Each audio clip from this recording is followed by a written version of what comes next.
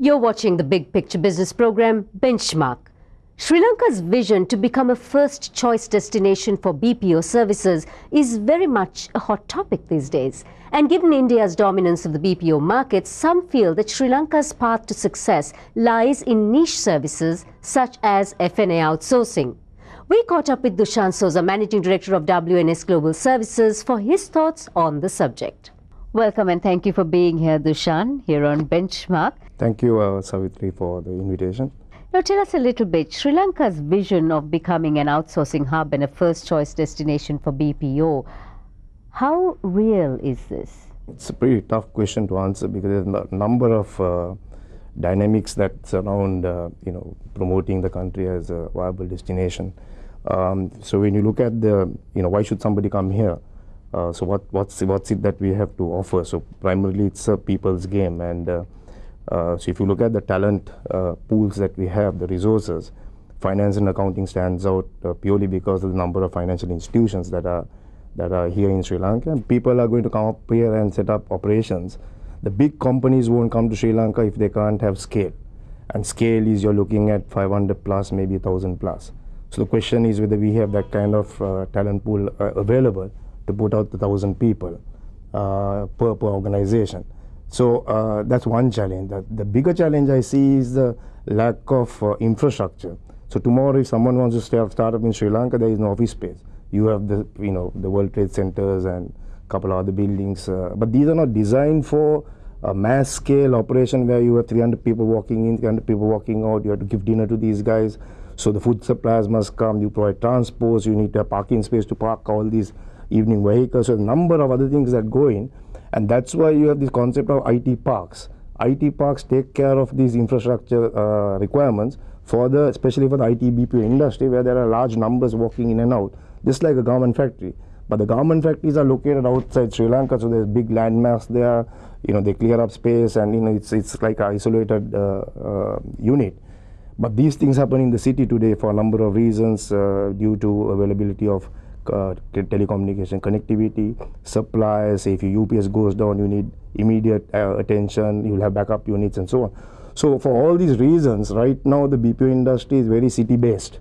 And in the city, I find that there's a huge need for proper infrastructure to come out in order to handle this scale of people that we are looking at. So do you think that the powers that be, when they make these proclamations about wanting to be a BPO hub, etc., do they really look at the ground situation before all these proclamations are made? I think the powers be dependent too much on the private sector. They say the private sector is the engine of growth, so they expect the private sector to come up and do everything. But the question is, who's going to put up a IT park as opposed to putting up apartment buildings? So in Sri Lanka, perhaps the property developers make more money putting up apartments as opposed to office space. So if the government can set that basic infrastructure right, that's an IT park, the access roads, the power, the telecommunication connectivity, and you have open space there, I believe it will just get filled up in no time. And even the current players who are in the country will move into that park. And in the worst situation, government can shift some of their own offices there. So I think it's a no-brainer that we should come up with a IT park pretty quickly. There's only one right now, and that's a private setup called Orion City, set up by St. Anthony's. I mean, people are all moving in there in numbers.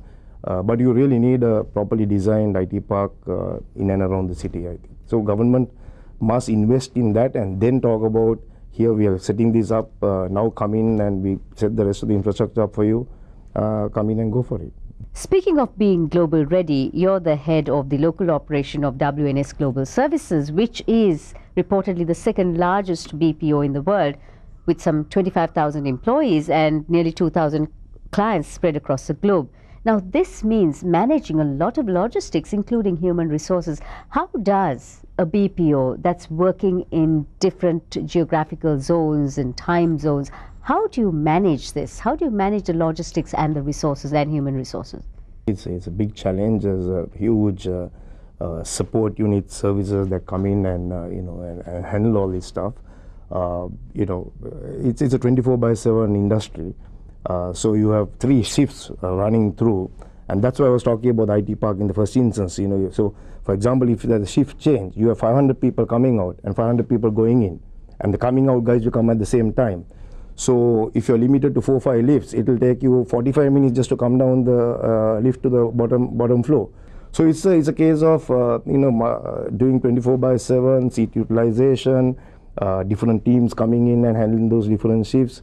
So for example, if you go to offices in India, for example, at 2 a.m., you wouldn't know it is 2 a.m. or 2 p.m. Because of the sound, the noise, the lighting, and everything else. We are interviewing people, training is going on, so it's a whole new ball game there. Now, you said about Sri Lankans having to give up their poor days, holidays, which we really like at the end of the day. But do we have that culture where we can say work the US market, which means that we work through the night, for instance, when the US is working? Can we do that? Yeah, I think that's one of our bigger challenges, the way I see it. Because the government, the numbers we talk about, the big businesses in the US.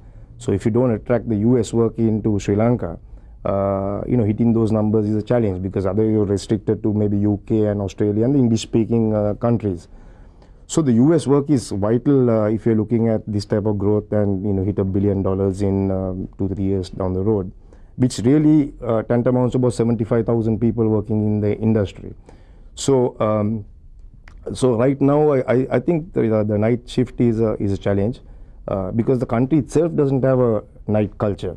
For example, you go after 11 o'clock, even the traffic lights are not working. They are going on the amber, blink. So the whole night thing is not there even outside the office. So I think before we talk about the people's culture, the country itself must have a sort of a night culture happening with restaurants open, some transportation, and there should be a buzz, whether it's 11 p.m. or 2 a.m. There should be some buzz in the city.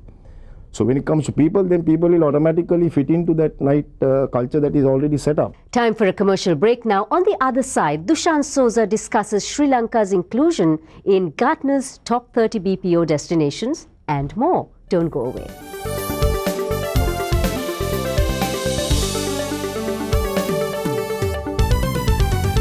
Thanks for staying with us. We now have more excerpts from our exclusive interview with Dushant Souza. So how motivated are you by Sri Lanka's inclusion into Gartner's top 30 BPO destinations? I'm totally motivated. I mean, as a Sri Lankan, I work in a global organization where we have locations in Romania, Costa Rica, Philippines, all over. So I compete sometimes internally for business. And so I'm really motivated with these kind of results coming out or reports coming out, because that helps Sri Lanka to be pitched at the right levels as a viable destination to bring in work. So are we using this to our advantage, you think? We're using big time. All these, Everest has come out with a report, Gartner is coming out with these reports, so we use these reports big time when you go to pitch for potential clients. So how about our skills, our talents, and are we right in saying that our language skills are certainly a unique selling point? But then when it comes to our literacy rate, are we comparable to the developed nations and the other competitors that we are competing with? And can we rest on our laurels? And what about our work ethic? Now, you mentioned us wanting our holidays, or we like to have our holidays. At the same time, we have a 9-to-5 attitude. We have a reluctance to change. We are a somewhat lazy nation.